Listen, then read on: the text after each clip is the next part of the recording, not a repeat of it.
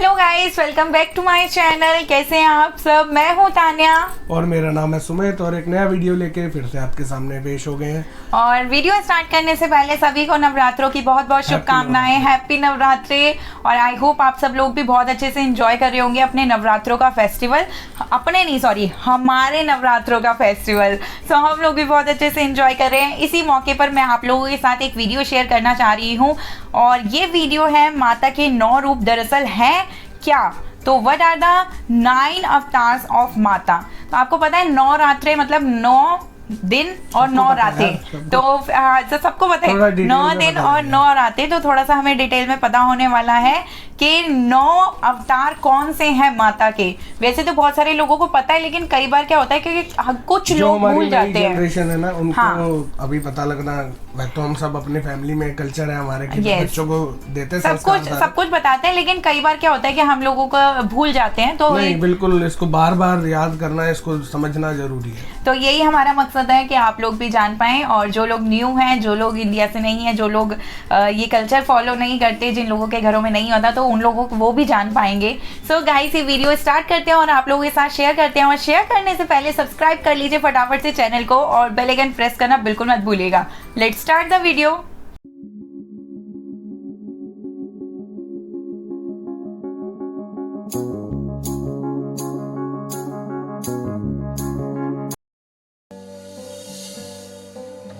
दोस्तों, आप सभी महामाई जगदम्बा देवी दुर्गा के बारे में तो जानते ही होंगे। इन शक्ति स्वरूपा देवी दुर्गा ने समस्त लोगों के कल्याण के लिए तथा दुष्ट दानवों और राक्षसों का विनाश करने के लिए कई बार अपने अलग अलग रूप धारण किए थे। भगवती देवी दुर्गा आज भी समस्त लोकों में अपने भक्तों का कल्याण करती हैं। इसी कारण संसार में देवी दुर्गा के कई रूपों की पूजा की जाती है। विशेषकर नवरात्र में 9 दिन तक देवी दुर्गा के 9 रूपों की पूजा की जाती है। तो चलिए आज अपने एपिसोड में हम देखते हैं कि नवरात्रों में देवी दुर्गा के किन किन रूपों की पूजा की जाती है। दोस्तों, देवी दुर्गा को माता पार्वती का ही एक रूप माना जाता है, इसलिए नवरात्र में पहले दिन इनके जिस स्वरूप की आराधना की जाती है उसका नाम है शैलपुत्री। पर्वतराज हिमालय के यहाँ पुत्री रूप में जन्म लेने के कारण इनका नाम शैलपुत्री पड़ा था। दोस्तों, देवी शैलपुत्री अपने पूर्व जन्म में ब्रह्मा जी के मानस पुत्र प्रजापति दक्ष की पुत्री थी। तब इनका नाम सती था और इनका विवाह भगवान शंकर जी के साथ ही हुआ था। परंतु देवी सती ने अपने उस जन्म में अपने पिता के यज्ञ के हवन कुंड में अपना दाह करके शरीर त्याग दिया था। देवी सती का दूसरा जन्म शैलपुत्री के रूप में हुआ और इनका विवाह भी भगवान शंकर जी के साथ हुआ था। देवी शैलपुत्री को हम देवी हेमवती व देवी पार्वती के नाम से भी पुकारते हैं। दोस्तों, वृषभ यानी बैल पर सवार देवी शैलपुत्री के दाएं हाथ में त्रिशूल तथा बाएं हाथ में कमल सुशोभित रहता है।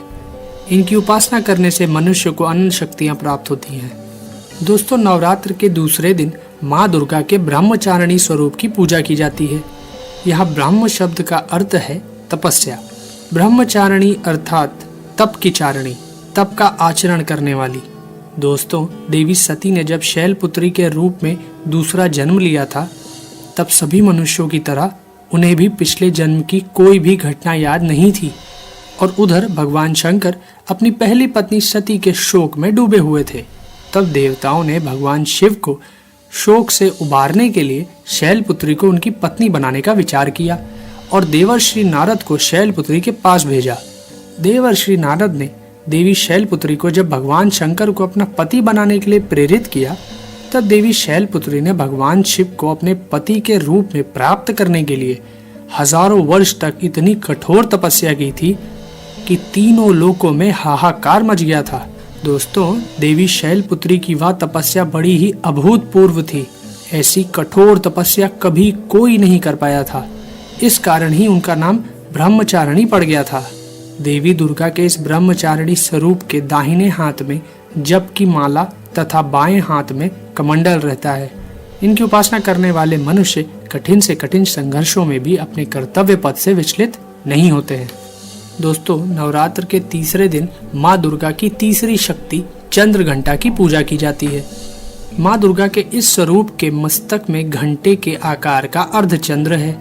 इसी कारण इन्हें चंद्रघंटा देवी कहा जाता है। दोस्तों, सिंह पर सवार देवी चंद्रघंटा के 10 हाथ हैं और उनके 10 हाथों में अस्त्र और शस्त्र विराजमान हैं। देवी चंद्रघंटा की मुद्रा देखने में ऐसी प्रतीत होती है जैसे कि वो युद्ध करने के लिए तैयार हैं।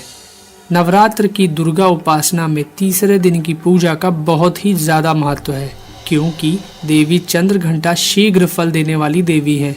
इनकी भक्ति करने वालों को इनकी कृपा से जल्द ही अलौकिक वस्तुओं के दर्शन होने लगते हैं, दिव्य सुगंधों का अनुभव होने लगता है तथा तरह तरह की दिव्य ध्वनियां सुनाई पड़ने लगती हैं। कहते हैं ऐसे क्षणों में भक्तों को बड़ा सावधान रहने की आवश्यकता होती है। देवी चंद्रघंटा की साधना पूर्ण होने पर अति शीघ्र फल प्राप्त होता है। माँ चंद्रघंटा अपने भक्तों के समस्त पाप और बाधाएं नष्ट कर देती हैं। दोस्तों, माँ दुर्गा के चौथे स्वरूप का नाम है कुष्मांडा। जब हमारी इस सृष्टि का कोई अस्तित्व नहीं था, चारों तरफ सिर्फ अंधकार ही अंधकार था, तब इन्हीं आदिशक्ति माँ दुर्गा ने इस ब्रह्मांड की रचना की। अंड अर्थात ब्रह्मांड को उत्पन्न करने के लिए ही आदिशक्ति ने इस स्वरूप को कुष्मांडा देवी के नाम से पुकारा जाता है।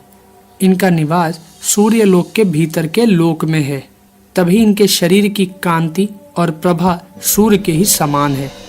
इनके तेज की बराबरी कोई भी देवी देवता नहीं कर सकता है। इस ब्रह्मांड की सभी वस्तुओं और प्राणियों में स्थित तेज इन्हीं की छाया है। दोस्तों, सिंह पर सवार इन देवी कुष्मांडा की 8 भुजाएं हैं, इसलिए इन्हें अष्टभुजा देवी भी कहा जाता है।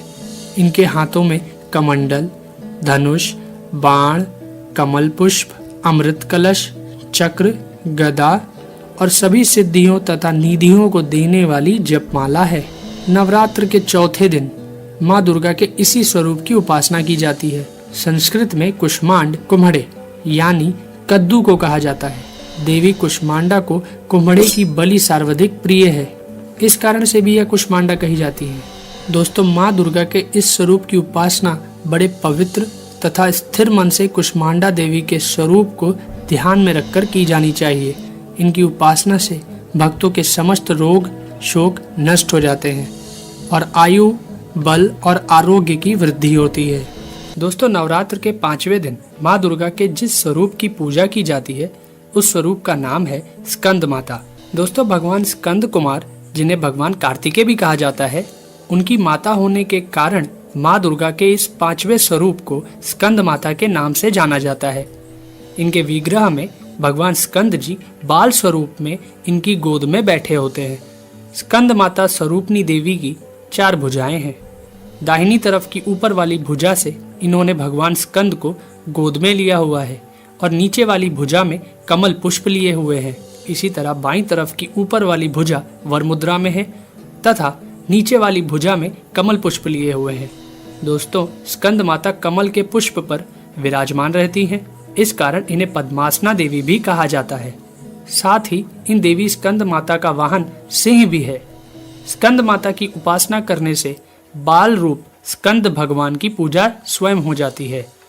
यह विशेषता केवल इन्हीं देवी को प्राप्त है। दोस्तों, माँ दुर्गा के 6ठे स्वरूप का नाम है देवी कात्यायनी। पूर्व काल में कत नाम के एक महर्षि हुए थे, जिनके पुत्र हुए थे ऋषि कात्य। इन्हीं ऋषि कात्य के गोत्र में ऋषि कात्यायन उत्पन्न हुए थे। ऋषि कात्यायन ने बहुत वर्षों तक माँ भगवती की तपस्या की थी। उनकी इच्छा थी कि माँ भगवती उनके घर पुत्री के रूप में जन्म ले। दोस्तों, कहा जाता है कि जब दैत्य महिषासुर का वध करने के लिए भगवान ब्रह्मा, विष्णु और महेश तीनों ने अपने तेज के अंश से माँ दुर्गा को उत्पन्न किया था, तब महर्षि कात्यायन ने ही सर्वप्रथम उन देवी दुर्गा की पूजा की थी। इसी कारण से देवी दुर्गा का यह स्वरूप देवी कात्यायनी कहलाया और ऐसी मान्यता है कि इन्हीं देवी कात्यायनी ऋषि कात्यायन के यहाँ पुत्री के रूप में उत्पन्न हुई थी। दोस्तों, सिंह पर सवारी करने वाली देवी कात्यायनी का स्वरूप बड़ा ही भव्य तथा दिव्य है। इनकी 4 भुजाओं में दाहिने तरफ की ऊपर वाली भुजा अभय मुद्रा में है तथा नीचे वाली भुजा वर मुद्रा में है। बाईं तरफ की ऊपर वाली भुजा में तलवार तथा नीचे वाली भुजा में कमल पुष्प सुशोभित है। माँ देवी की इस कात्यायनी स्वरूप की पूजा नवरात्र के 6ठे दिन की जाती है। माँ कात्यायनी अपने भक्तों को चारों फल अर्थ, धर्म, काम और मोक्ष प्रदान करती हैं। दोस्तों, नवरात्र के 7वें दिन माँ दुर्गा के कालरात्रि स्वरूप की पूजा की जाती है। देवी कालरात्रि के शरीर का रंग घने अंधकार की तरह काला है। सर के बाल बिखरे हुए हैं और इनके 3 नेत्र हैं। इनकी नाक से अग्नि की भयंकर ज्वालाएं निकलती रहती हैं। गधे पर सवारी करने वाली देवी कालरात्रि के दाहिने तरफ की ऊपरी भुजा वर मुद्रा में है तथा नीचे वाली भुजा अभय मुद्रा में है। बाईं तरफ की ऊपर वाली भुजा में लोहे का कांटा है और नीचे वाली भुजा में खड़ग है। माँ कालरात्रि का स्वरूप देखने में अत्यंत भयानक है, परंतु यह सदैव शुभ फल प्रदान करती हैं। इसी कारण इनका नाम शुभंती भी है। दानव, दैत्य, राक्षस, भूत, प्रेत आदि इनके स्मरण मात्र से भयभीत होकर भाग जाते हैं। इनके भक्तों को अग्नि भय, जल भय, जंतु भय, शत्रु भय, रात्रि भय आदि कभी नहीं होते हैं। दोस्तों, माँ दुर्गा की 8वीं शक्ति का नाम है महागौरी। इनका रंग पूर्णतः गौर है।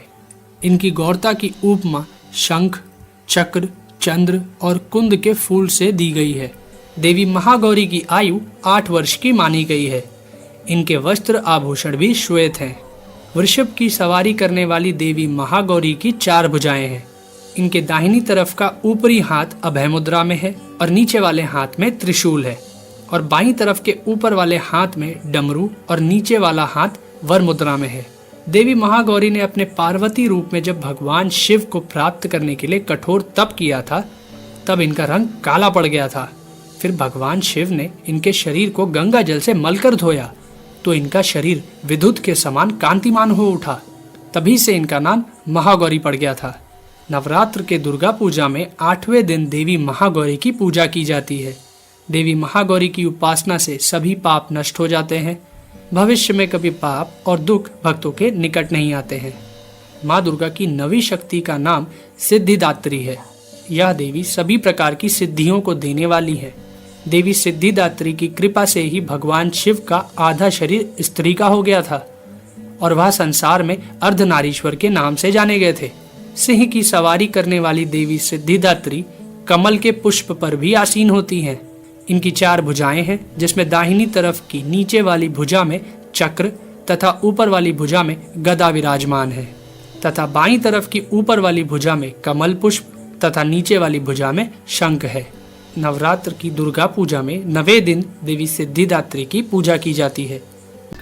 सो गाइस, ये था वीडियो और इसमें ऐसी बहुत सारी चीज़ें थी जो मुझे भी एक्चुअली में नहीं पता थी। इतना इन डिटेल वीडियो था ये कि मैं मतलब हम लोगों को लगता है कि नवरात्रों में 9 देवियों की पूजा की जाती है, लेकिन उसके पीछे क्या रीज़न रहे, कौन मतलब उनके पीछे का जो पास्ट था वो क्या रहा, वो पहले किसकी बेटी थी, फिर उन्होंने क्या हासिल करने के लिए कितनी तपस्या की। 9 अवतार में अलग अलग मतलब हर अवतार की एक अलग ही डेफिनेशन है, एक अलग ही भाव है और एक अलग ही पूजा करने का तरीका है। और इनके जो भुजाएं हैं उसमें भी हर भुजा अलग अलग कुछ बताती है कि। और आप एक कॉमन चीज़ देखोगे, सभी माताओं के हाथ में कमल ज़रूर था, कमल पुष्प। तभी कहते हैं ना कि पूजा में कमल का चढ़ाना बहुत शुभ माना जाता है। और कद्दू को भी शुभ मानते हैं कि कद्दू चढ़ाना चाहिए, खाना नहीं चाहिए नवरात्रों में। बलि के लिए होता है कि आप उसको चढ़ा सकते हो, लेकिन आप नवरात्रों में खा नहीं सकते। ऐसे बहुत जगह पे आपको सुनने को मिलेगा। तो इसी से पता लगता है कि हमारी जो जितनी भी देवियां हैं, इनकी पूजा करने का क्या उद्देश्य है, क्या किनकी पूजा करने से क्या फल की प्राप्ति होती है। ये सब चीज़ें बहुत ही मतलब कहने का ये है मतलब कि बहुत गूढ़ बातें हैं ये, और इनको समझने के लिए हमें बार बार इनको याद करना मतलब रिमाइंडर हमें यार चाहिए। मैं वीडियो की मतलब स्टार्टिंग में बोल रही थी कि हमें वैसे याद नहीं रहती। सच में मुझे एक्चुअली में नहीं याद था कि 1st, 2nd, 3rd, 4th day पे किस किस देवी की पूजा की जाती है और क्या मतलब क्या रीज़न है। मुझे रियली खुद को नहीं पता था, तो ये वीडियो देखने से मुझे भी काफ़ी हेल्प हुई। आई होप गाइज आप लोगों को भी हुई होगी। सो कैसा लगा आप लोगों को वीडियो, प्लीज़ कमेंट में बताइएगा और अपने प्यारे प्यारे सजेशंस हमें शेयर करते रहिए। ऐसे ही हम वीडियो लेकर आते रहेंगे। अपना प्यार ऐसे ही वीडियो के साथ बना के रखिए। सो मिलते हैं आपसे नेक्स्ट वीडियो में। अपना ध्यान रखिएगा। Bye bye.